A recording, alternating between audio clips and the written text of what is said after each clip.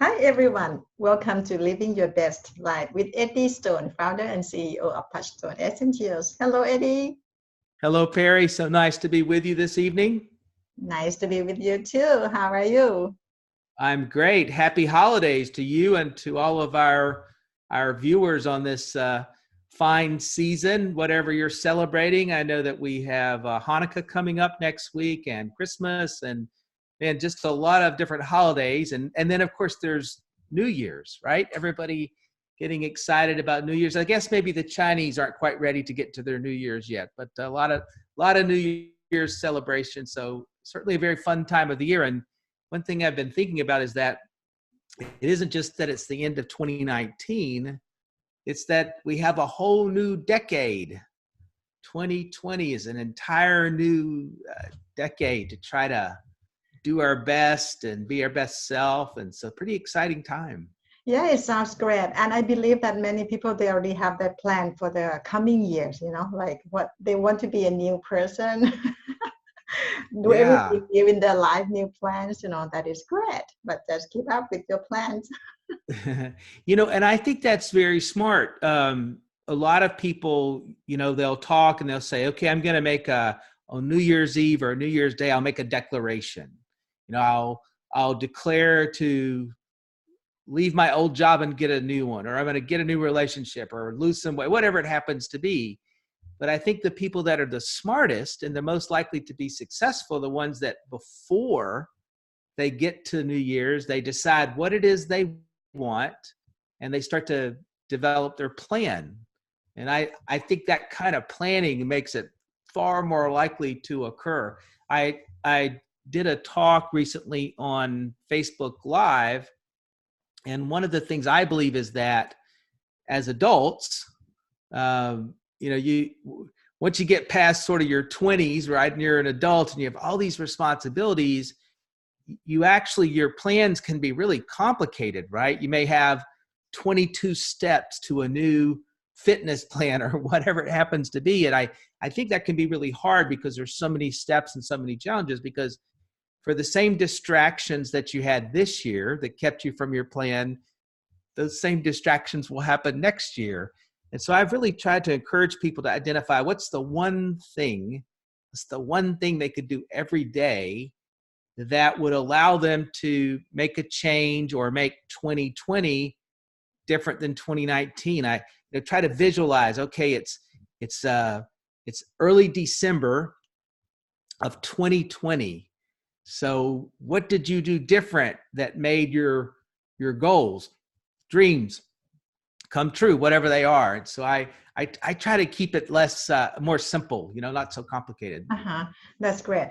So now it's time to celebrate. And people should be enjoying or have a happy time, right? But some people can be very stressed too. Yeah, oh my gosh, they can. And it's interesting to me, you and I were, just before we went on the air, we were talking about the different ways different cultures handle it. Yes. And, I certainly know people that get through the holidays and they're at peace and they really enjoy it. But I think for most people, the holiday season has a lot of chaos.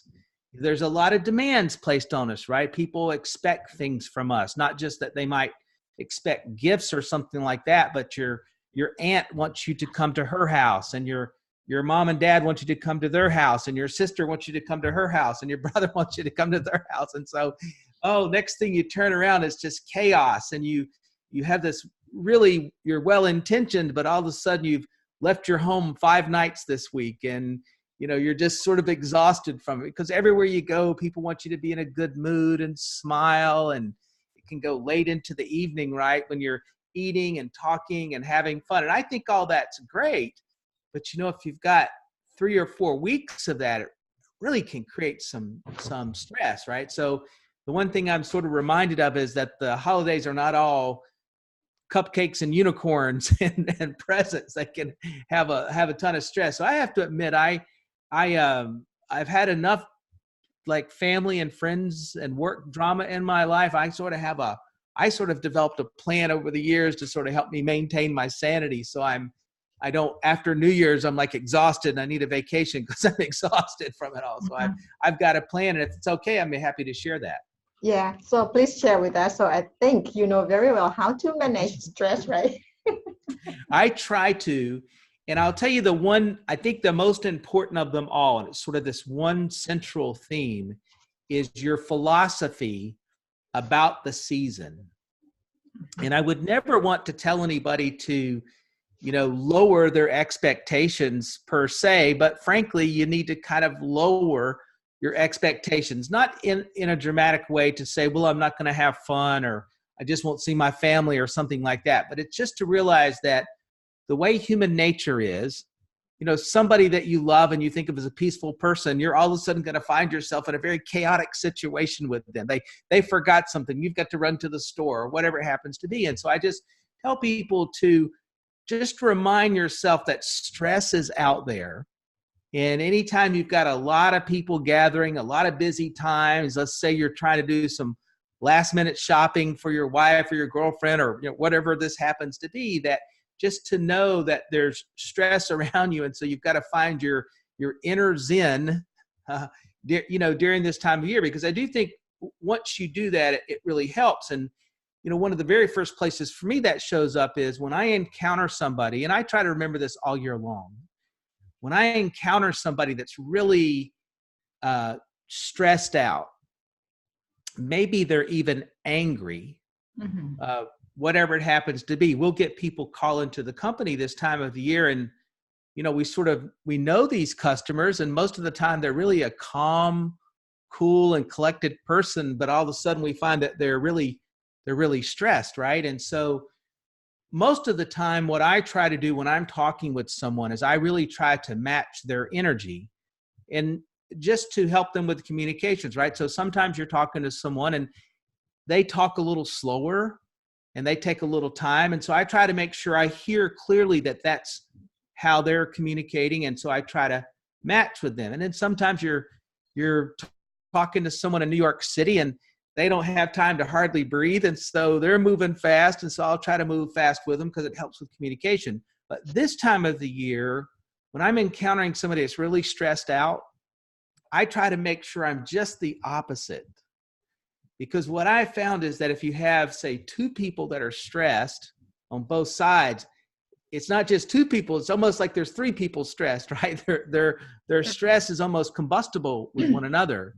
But if you have one person really stressed and one person absorbing some of it, then maybe it isn't just that there's one person stressed, it's less than one, if that makes sense to our listeners.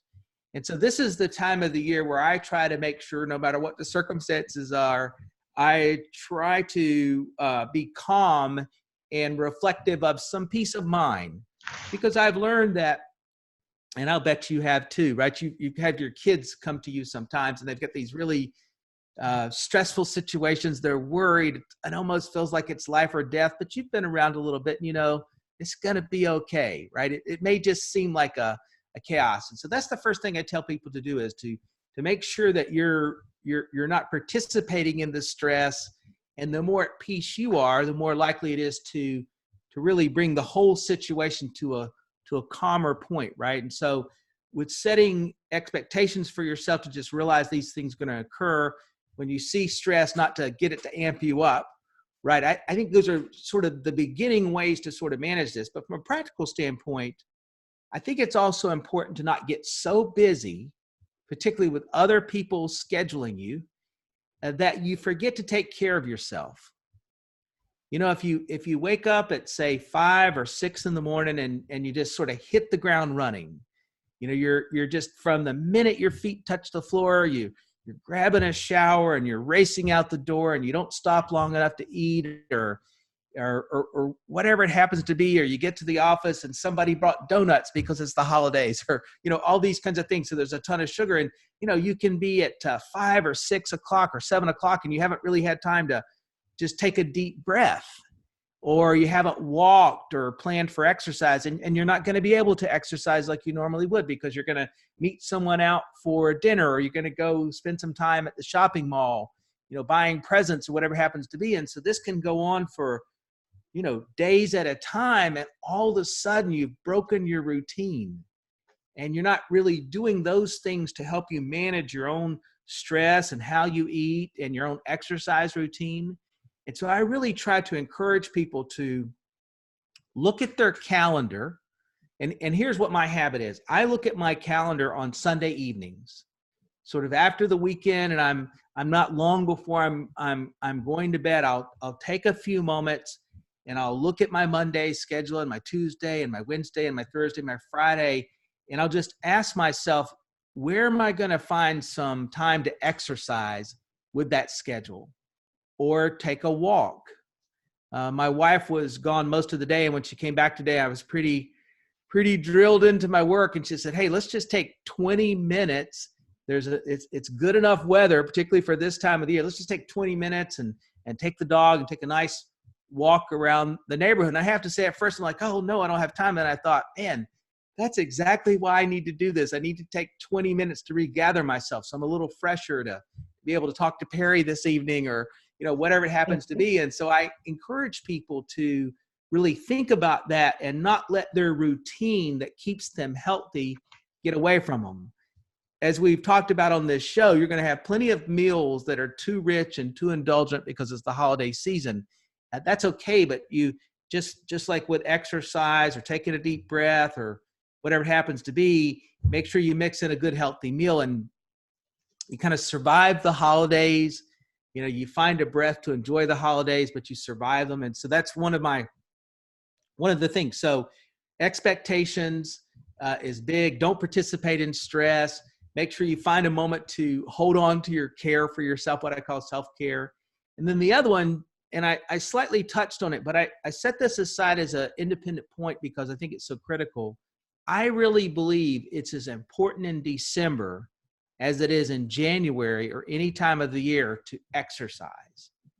Mm-hmm. Even if that means you've got to get up a half hour early or an hour early to breathe deep and try to generate a sweat, right? I'm not talking about you've got to participate in hard labor, but to make your body move, particularly if you live in a place that's cold. And so you force by exercise your body heat to rise. It supports the body's ability to detox and also to dissipate stress hormones. So when you do exercise, if you do it the right way, and I'm going to talk about this subject in just a moment, it helps to release endorphins, which lead to the production of what I call feel-good hormones, which we all need. And so when you hear people talk about an exercise high, I'm not really talking about that kind of runner's high that people get. I think for people that run like that, I think that's great if they've got that. I don't really have that ability. I just never have acted in that way. But when I exercise, I do find that I feel better. I feel better about myself for having taken that time, and I sleep better. Well, if you want to better manage your holiday stress, then get a good night's sleep, right? And so we'll talk a little bit more of that in a minute, but I think that's important. So that next step is to make sure that you exercise. And then the other one that I'd love to see it go with this to coincide is to find the sun. Particularly if you live in a cloudy year, gosh, if you see the sun come out, go and find it. Right? If you're working in your office and the sun somehow comes out that day, get a cup of coffee and go outside and stand in it for 5 minutes, even if you have to have your jacket on. The sun is remarkable how it strikes the skin and the production of vitamin D, for example, and other things, but particularly talking about these feel-good hormones, when the sun hits your skin, it helps to release serotonin. Now, the more skin and the younger you are, the more it will do, but any of that will be good. And serotonin is really what you would refer to as an elevated mood hormone. For people, it can bring about a feeling of tranquility and focus. And you can take people that are in sad moods, such as someone that's lost a loved one or dealing with a sickness, and give them a little sunshine. And quite literally before your very eyes, their mood will elevate. And that's the magic of the sun when it strikes the skin. So I encourage people to make sure they try to do that. Find the sun, find the sun, find the sun. I wished everybody was capable, if they were at a place that was cold, to find the sun by getting on a plane and going somewhere sunny, but that's not always possible. But most times when you live someplace, you can find the sun. So that's sort of my step 4. And then step 5 is to make sure you're conscious of your immune system. So with holiday stress, when you're stressed, your immune system is more vulnerable because it doesn't work as well. When you drink alcohol, which a lot of people do in the holidays, your immune system doesn't work as well. When you eat a lot of rich, sugary foods during the holidays, which a lot of people do, your immune system is slow and doesn't work as well. And then you think about the fact that you're oftentimes in crowded places with a lot of people with a lot of communal germs, right? And so that's one of the reasons why coughs and colds and flu and sniffle and that kind of thing is more prevalent this time of year, because we tend to be in closed-in environments. Our immune systems are partly compromised because of the weather and because of the stress and other things that we're doing. And so taking care of your immune system is critical. So for example, whatever your health routine is with food, water, focus, deep breathing, whatever happens to be, try to stay on routine as much as you can. So if you're one of our customers, if you're someone that enjoys the Touchstone products, you want to make sure your Super Greens Plus D, that rich source of vitamin D, you're getting it every day. This is not the time of the year to forget to take your vitamin D, right? So your Super Greens Plus D. The medicinal mushrooms that you find both in the vitamin D, Super Greens Plus D, and the Super Green Juice, really critical because they have those beta glucans that help to feed the immune system, right? And so if you get slack about using your stuff in the summer, that's one thing, but don't get slack in the wintertime, particularly in the holiday season when your immune system is so pressured. And of course, with all of those products, they have pro and prebiotics. Much of your immune system comes from your gut, so it'll be very helpful in that regard. If you're one of our Pure Body Extra users, make sure you're using Pure Body Extra to help support that detox of all the things you're exposed to, but it's critical. And then maybe step 6, let's add to that, is I mentioned breathing, but concentrating on breathing is really something that's important. And for those that aren't accustomed to breathing as it might be discussed in, say, yoga or some other health practices, even a modest amount of pausing at your desk and with effort trying to breathe in and fill your lungs and then blow out and empty your lungs, right? You don't have to be a yogi or anybody trained in this. If you just take a few moments and take 2 or 3 or 4 deep breaths in, let that breath out, you will support your body's getting rid of toxins and other things you're exposed to. That air supports how your immune system functions. And if you do that, even though you're skeptical, right? Somebody watching us right now says that doesn't work, right? They're really skeptical. But if they'll really pause and take some deep breaths, blow it out aggressively, empty their lungs, even just 2 or 3 minutes later, they'll find they're more at peace, right? It really, really works. And so I encourage that. And then maybe the last thing I'll mention, number 7, is try to get off the holiday treadmill for a few minutes every day. I was reading something about people that have Apple smartphones. I don't know what kind of smartphone you have, but I know that Apple smartphones are popular. And I'm sure this is true of all the other smartphones too. This just happened to be the research that I was looking at. And it talked about all the notifications that you get on your phone.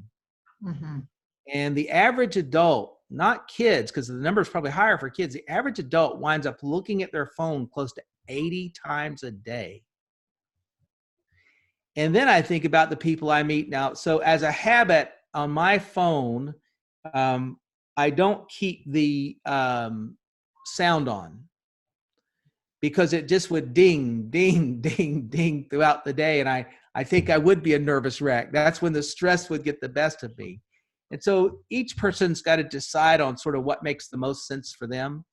But in my case, and I think this is true for a lot of people, turn the sound off. You know, if you keep the face up, you'll get the calls you need to. And actually on my phone, if I've got a certain set of numbers that are sort of what they refer to as the emergency lines or the emergency numbers. And so I'll get a notification, it'll make a sound when they call. But learning how to manage your smartphone is maybe as important as learning how to manage your computer and your work, because it's always with us, right? Most people put that phone beside their bed at night. I mean, it's just sort of with them all the time. And if you're not careful, the notifications on your phone can make you more stressed out. So man, if you add that up with the time of year and the chaos of the season and people's expectations and people that get stressed out, you know, it's a bad combination. You can wind up not feeling too good when December's over. And of course, we want you feeling great, right? Going into that new decade, the year ahead. So those are sort of my tips, right? You got to have the right kind of expectations. You need to think about your self-care, making time for yourself. Exercise, I think, is crucial. Find that sun whenever you can. Your immune system, stay on routine with your supplements. I think it's really critical. Do some deep breathing. That's one of the best. If you're not a person that does any kind of breathing exercises, just a few minutes a day for that is fantastic. And of course, manage that phone. Get off that holiday treadmill with all the notifications. So that's my plan, Pari. And I don't know if I'll be able to stick to it 100%, but I'm going to give it my best. Eddie may share with you about turning off the sound of the phone. But you have to be careful too, because here I'm talking about relationships. You know, if you never do that and suddenly you turn off the sound, so your partner might wonder, what happened here? What happened in Thailand? You start having secret with me? Yeah, you know, that is exactly right. And I'm fortunate that my family knows my phone sound isn't on. Uh-huh. And so they just know that and frankly, if I'm around them and I have it on, it goes off too frequently. Uh-huh. And so they don't like that. So I'll tell you a little funny story. So I've got a bottle of Calm here, and I was traveling. I think I was in the Netherlands, if I'm not mistaken, when this happened, Amsterdam. And I had been traveling so much and I was just exhausted, and so many people in the States weren't paying attention to the time zone. And so they were calling. And so I really wanted to sleep. So I turned my phone off. Uh-huh. So I didn't, you know, it wasn't that I just turned the sound off. I turned the phone off, and my wife had been sort of tracking my travel on the Find My Phone app, and all of a sudden she couldn't find me, and she was worried. And so next thing I know, it's 3 or 4 in the morning, and the guy from the hotel desk is knocking on the door saying, hey, we've got an urgent call from Maria Stone. And she's like, I couldn't find you on the phone. I didn't know if you had a wreck or something. I'm like, oh my goodness. So yeah, the phone thing, you got to be careful that everybody's on the same page. Yeah, I can make people's worry. And here in Thailand, Eddie, we are lucky. We have sun every day, you know, of the year. So we don't have to look. That's a great thing. I think about some of those folks that live up in northern Canada, where they have only a couple hours of sunshine a day in the winter. And I don't know that I could do that. I don't know what, that would be hard for me. I never lived in a cold country like that. I don't know how stressed it can be, you know, when there is no sun or like a couple hours a day. I have no idea because I have sun every day. It might make it hard to sleep. Okay. And one last thing, Eddie, I think when your friends or people around you are stressed, I think it's good if family and friends can help them out, you know, by talking to them, you know, soothing them, because some people can go very deep, you know, like I don't know, can make maybe they just need somebody to listen to them a little bit. Yeah, that's right. Okay, thank you very much for the tips to manage. Thank you, Pari. I think this is our last show for the year, so wonderful to have a chance to be with everyone. Appreciate the comments, and for those that reach out through direct message, we really appreciate you. Looking forward to our next show in the new year. So Merry Christmas and a Happy New Year, everyone. Yeah, thank you, Pari. You too, Eddie. Okay, bye-bye. Bye-bye.